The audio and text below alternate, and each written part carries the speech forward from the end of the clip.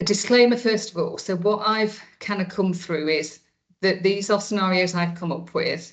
They relate sometimes to a gold standard in terms of what we think should happen, but there may be differences in your local area in terms of what can and can't be done, and resources in different areas are going to be different. So although this is perhaps what we'd like to aim for everywhere, it may or may not be possible, and please don't change anything before checking with your local teams if there's something that happens in your specific area.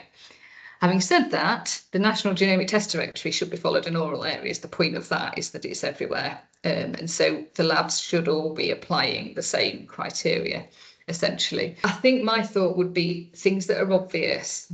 I feel very strongly that midwives should not be expected to assess facial features, subtle things in preterm fetuses.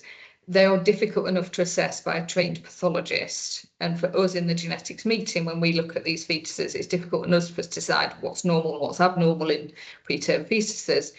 So I don't feel that midwives shouldn't be expected to assess subtle differences. Having said that, if there is something really obvious, you know, if the baby's got an extra digit on every single limb, that's not normal, and that is something that might suggest you to say, actually, are we going to offer anything else?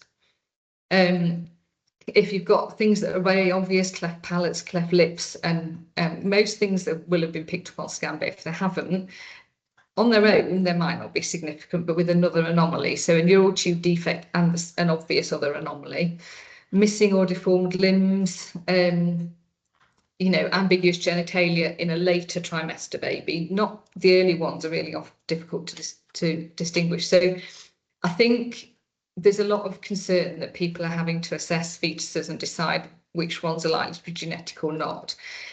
I think in reality, a lot of them are not going to be genetic disorders. They are likely to be more likely to be sporadic, and there will always be cases where we don't get anywhere and we don't get an answer for people.